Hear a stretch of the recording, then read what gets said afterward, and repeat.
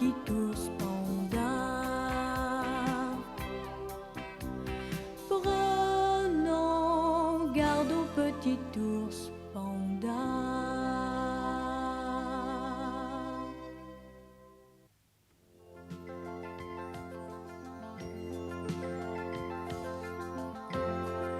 Ceci est notre vallée, la vallée de la main blanche. Elle se trouve dans un grand pays que les humains appellent la Chine. Mais notre vallée est si bien cachée qu'il y a peu d'hommes qui savent où on peut la trouver. C'est pourquoi nous nous y sentons très à l'aise. C'est calme et tranquille. Moi, je suis une maman panda. Mon fils se nomme Tao Tao et vit ici avec moi entouré de ses amis. Maman panda, raconte-nous une histoire, réclament les enfants. Ensuite, ils s'installent autour de moi et écoutent sagement. Exactement comme moi j'écoutais ma mère quand j'étais toute petite.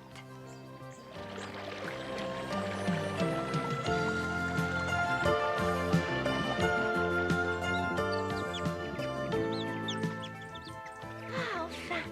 J'ai cru que l'hiver ne finirait jamais. Bonjour. Puis-je m'asseoir à côté de toi? C'est le printemps. Ah, quel dommage. Sortez, les enfants!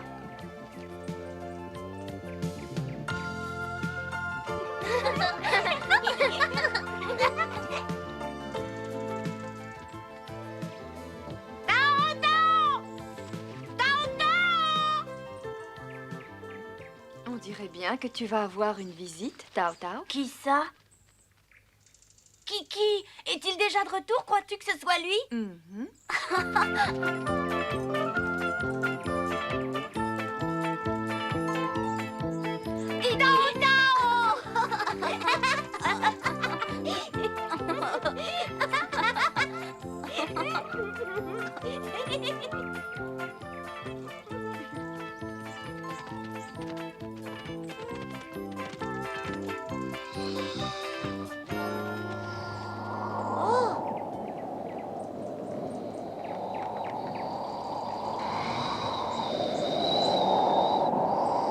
Il va y avoir une tempête. Ouais, comme toujours au printemps. Au secours! Ah, je n'en peux plus. Je suis fatiguée. Je ne peux plus voler. Ah. C'était la voix de Chipta. Chipta? Es-tu sûr que c'était Chipta? Oui, elle vient de passer en criant au secours. Que lui arrive-t-il? Viens, nous allons la suivre. Dépêche-toi. Peut-être me suis-je trompée après tout. Enfin.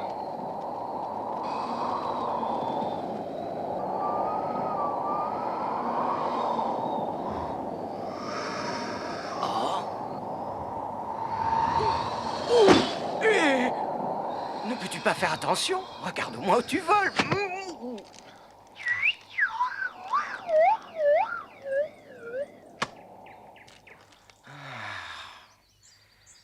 Enfin, ça s'est quand même bien terminé. As-tu mal? Est-ce que ça va? Ou t'es-tu blessé en tombant?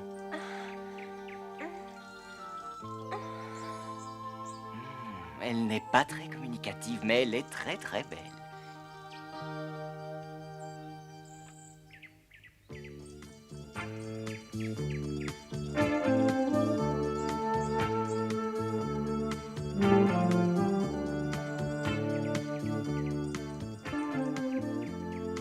Chipta! Chipta! Chipta! Ah, les pauvres, ils n'ont toujours pas retrouvé leur fille. Oncle Don, tu ne sais vraiment pas où est allé Chipta? Réfléchis bien. Tu es notre dernier espoir. Si tu ne le sais pas, qui pourra le savoir en dehors de toi? J'en ai aucune idée. Notre pauvre Chipta, le souci que l'on se fait pour elle nous empêche de dormir. Ne pleure pas, je suis sûr que ce n'est pas aussi dramatique que tu te l'imagines. Si tu la vois, préviens-nous. Ça va de soi, maman Pic. Ne vous inquiétez pas trop, Chipta est une fille très débrouillarde. Elle sait ce qu'elle fait.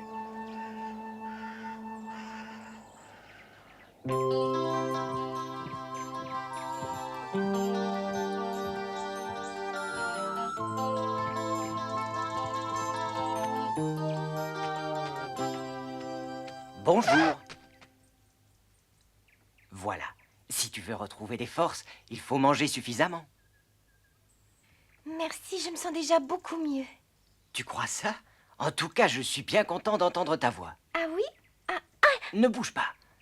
Reste couché tranquillement. Tu ne pourras pas te servir normalement de tes ailes avant longtemps. Merci beaucoup. Tu sais que tu viens de me sauver la vie. Ah?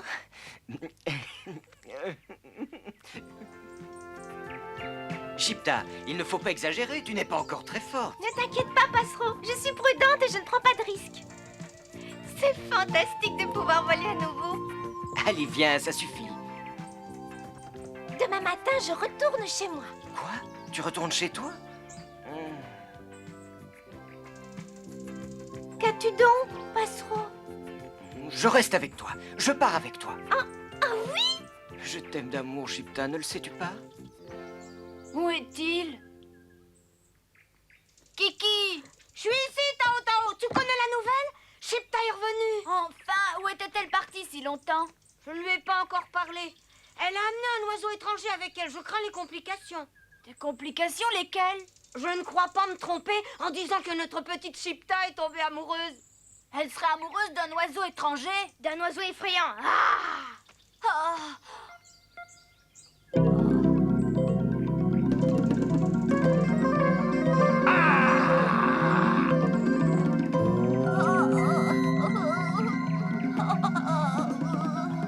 Bien, nous allons le voir de plus près. Nous? Viens, Tao Tao. Ne sois pas aussi couard. Allons, Tao Tao, du courage. Ils sont là. J'ai très peur. Peur de quoi donc? Allez, viens, Froussard. D'accord, j'arrive.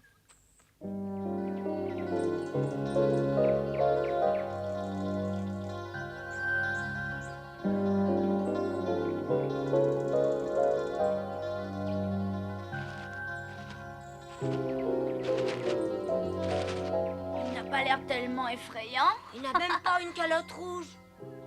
Doit-il absolument en avoir une? Oh. Non, il n'en a pas besoin. Ah non, et pourquoi pas? Parce que le nouvel ami de Chipta n'est pas un pic, c'est un jeune passereau corneille. Ces oiseaux-là n'ont pas de calotte rouge, mais ce n'est pas grave. Ce qui est ennuyeux, c'est qu'ils ont le bec tout mou. Nous vous sommes très reconnaissants. Vous êtes un jeune oiseau très débrouillard. Oui, vous avez sauvé la vie de notre chère petite Chipta. Mais vous n'avez pas à me remercier, c'était tout à fait naturel. Si, j'aimerais pouvoir faire quelque chose pour vous. Merci, vous le pouvez. J'aimerais, bien entendu, si cela ne vous contrarie pas, j'aimerais épouser votre fille. Quoi? L'épouser? Ai-je bien entendu? Serait-ce vraiment une demande en mariage? Comme c'est beau et romantique. J'aime Chipta. Je l'ai aimée dès l'instant où je l'ai aperçue. Elle est si jolie. Mon jeune ami, il me semble que vous oubliez quelques détails. Par exemple, je ne vois pas de calotte rouge sur votre tête. Il ne me manque que la calotte, sinon j'ai la même allure que votre fille. Regardez. Ne vous vexez pas, mais nous aurions aimé avoir un gendre qui soit un picte.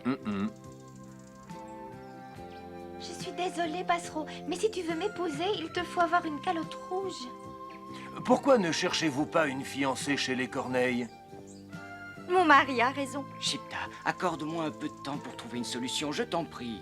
Oui, bien sûr, Passereau. Quand je reviendrai, j'aurai la plus belle calotte rouge du monde. Oui.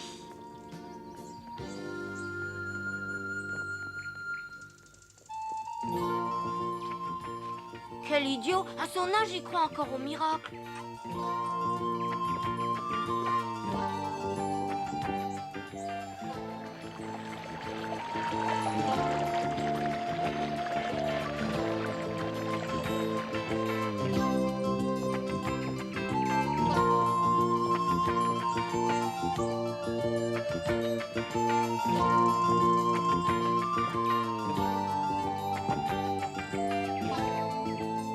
Aïe! Il se fatigue. Il a volé pendant des heures un peu partout et sans rien trouver. C'est vrai, il me fait vraiment pitié.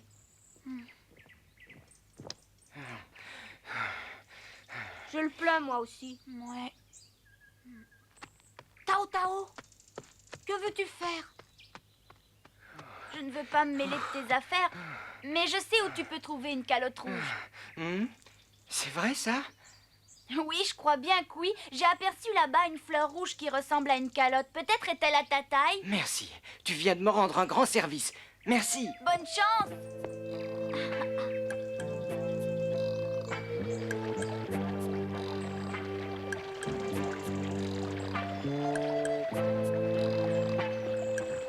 bonnet rouge.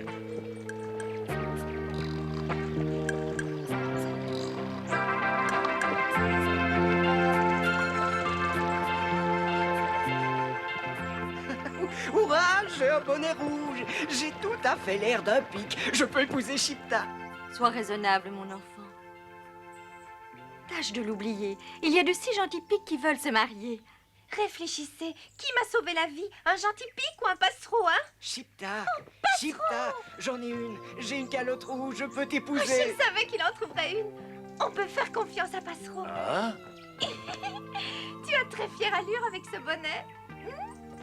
Un instant. Hein? Ça suffit. Tu veux vraiment épouser Chipta? Mais oui, évidemment. Alors tu dois d'abord me démontrer que tu peux travailler aussi bien, aussi rapidement et aussi efficacement qu'un vrai pic. Regarde, t'en sens-tu capable?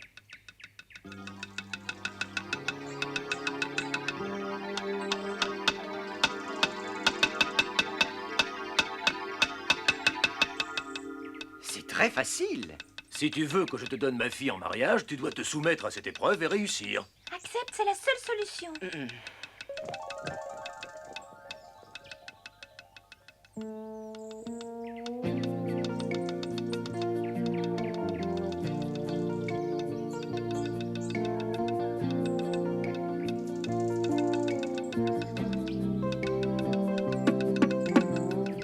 Courage.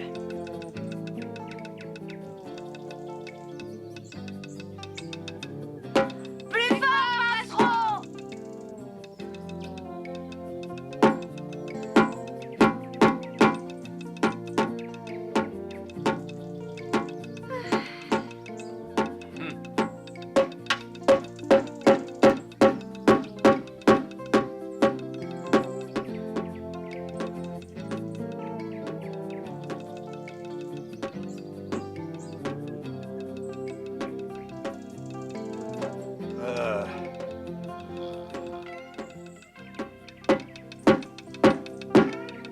Non, non, non et non. Plus rapide la cadence. Comme ça. Même les petits pics savent mieux s'y prendre.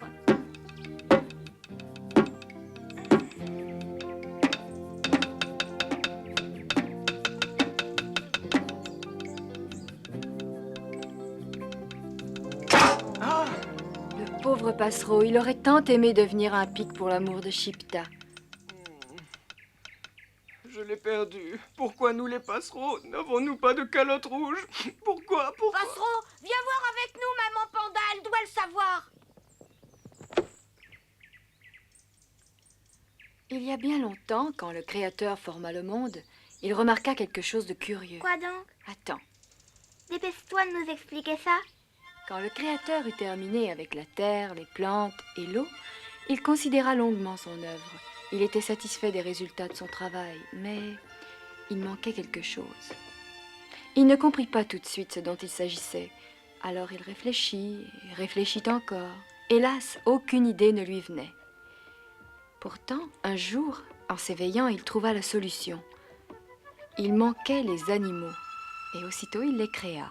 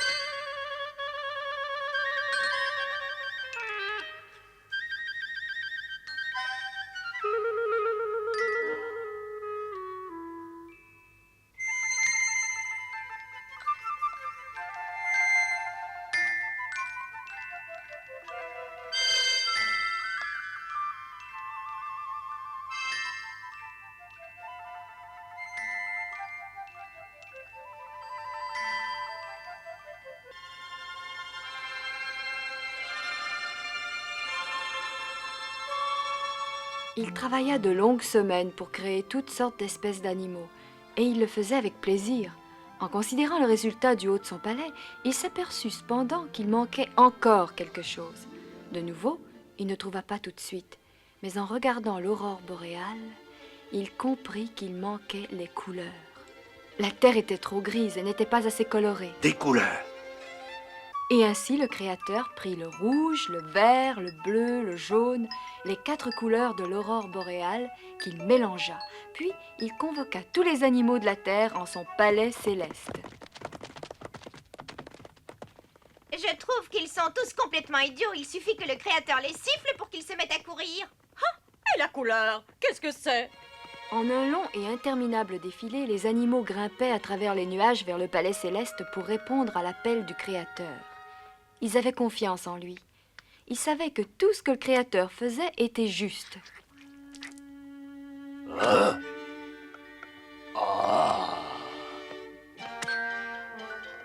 Merci.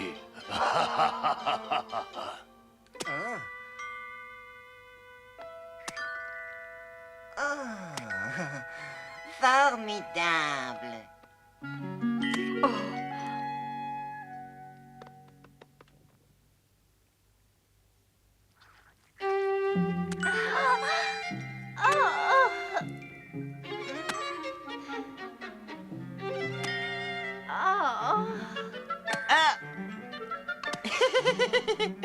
C'est ainsi qu'autrefois le Créateur donna des couleurs aux animaux. Ils étaient tous très fiers en revenant sur Terre, sauf 2 d'entre eux qui étaient très envieux des autres. Et nous alors? C'est exactement ce que je pense. Au ciel, vite, avant qu'il ne soit trop tard. Viens. Doucement, je suis plus lourde que toi. Bien entendu, le Créateur était très fatigué quand il eut terminé ce travail, car il ne faut pas croire qu'il s'était contenté de donner une seule et unique couleur aux animaux. Cela avait duré des semaines et il n'était pas surprenant qu'au moment où la corneille et la chouette se présentèrent enfin devant la porte du palais, l'ordre fut donné de refermer les grilles. Le Créateur avait décidé de prendre du repos. Nous sommes désolés d'arriver si tard, mais nous avions des affaires à régler qui nous ont longtemps retenus. Excusez-nous. Mais le Créateur dormait. Il dormait si profondément que la chouette et la corneille ne purent le réveiller. Elles étaient déconcertées et ne savaient pas quoi faire dans cet immense palais. Soudain, la corneille eut une idée. Qu'en penses-tu? Pourquoi me demandes-tu de penser? Je ne sais jamais quoi penser. Ah, qui a dit que l'on ne pouvait pas se passer de lui? Personne n'a jamais dit ça. Vert, jaune, orange, rose et rouge, violet. Et voilà, on peut commencer. Madame, a-t-elle un désir précis? J'aimerais être très belle. Tu vas l'être, n'aie pas peur. Fais-moi confiance.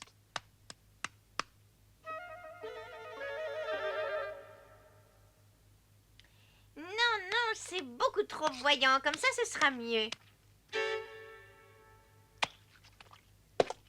Voilà, tu me plais ainsi. Merci. Il n'y a pas de quoi. Donne-moi les couleurs, c'est à ton tour. Que désires-tu? Je sais ce que je veux. Je veux être l'oiseau le plus coloré de la Terre. Entièrement à ton service.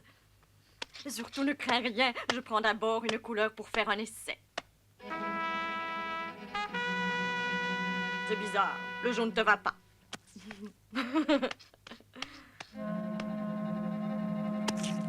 C'est difficile.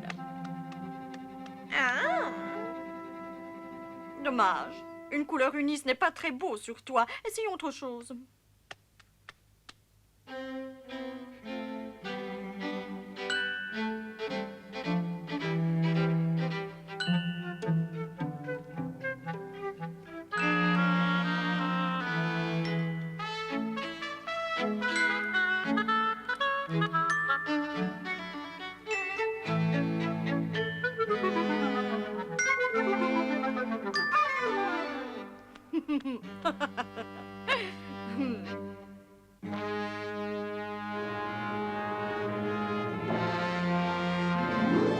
Oui. de quoi ai-je l'air? Suis-je belle? Beaucoup plus belle que toi?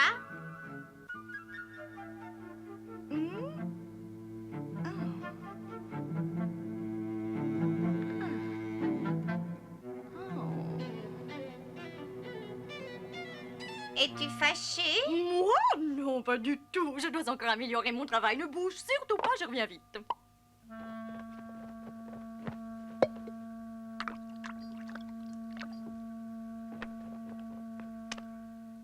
C'est ta punition pour ta vanité. Pourquoi me remets-tu de la peinture? Non! Ah! Oh! Ah! Ah! Oh! Je fais de gros efforts. Que veux-tu de plus? Encore un peu de moi, hein? Voilà. Oh! Gris et noir!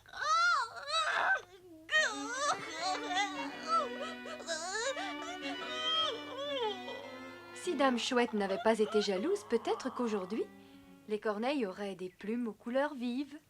Je trouve qu'il n'est pas nécessaire d'avoir des couleurs. Vous n'avez pas non plus de taches de couleur? Maman, avec des taches de couleur. Taltal et son frère n'ont pas de couleur, eux non plus, et ils sont très mignons. Pour eux et son frère n'ont pas de couleur, eux non plus. Je ne veux pas avoir un autre aspect. Je suis très heureux ainsi. Tu nous plais comme tu es, Passereau. Nous ne te voulons pas autrement. Retourne chez toi et là tu pourras trouver une jolie fiancée qui te ressemble. Passereau se mit à réfléchir. Il se souvint de son nid familial et de son amie Témura, avec laquelle il avait passé durant son adolescence tant de journées joyeuses. Il se rendit compte alors qu'il appartenait à la tribu des corneilles et qu'il serait plus heureux avec une corneille. Oui, je connais une jeune corneille qui est aussi belle que Chipta et qui ne demande pas qu'on pique les arbres en cadence. Il est préférable pour Chipta qu'elle épouse un pic. Je te souhaite bonne chance. C'est bien mieux pour toi d'épouser une corneille. Tu as raison, maman Panda, merci. Je ne sais pas ce qui m'arrive, mais je ne me trouve plus aussi laid. Je te souhaite beaucoup de bonheur. Moi aussi. Quand je reviendrai vous voir, ce sera pour vous présenter une fiancée corneille qui sera très belle. Porte-toi bien! Bonne chance! Reviens nous voir! Au revoir, mes amis, et mille merci.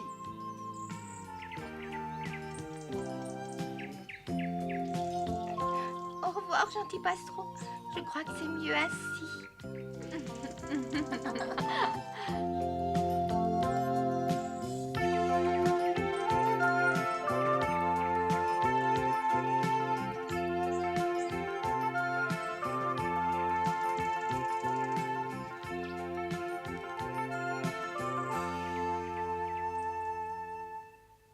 La prochaine fois qu'un des enfants viendra me demander une histoire, je crois que je lui conterai celle du petit lapin. Ce petit lapin qui, tout seul, sans aucune aide, arriva à vaincre un gros lion. Bien sûr, le lapin ne pouvait pas se battre contre le lion. Il était beaucoup trop faible, et même trop craintif, mais il était très malin. Et c'est après mûre réflexion qu'il arriva à un résultat extraordinaire. Nous vous conterons cette histoire la prochaine fois. Dans le pays des grandes prairies et des cascades argentées, où tous les animaux sont beaux, là où les arbres sont si verts et grisants, le parfum des fleurs, c'est lui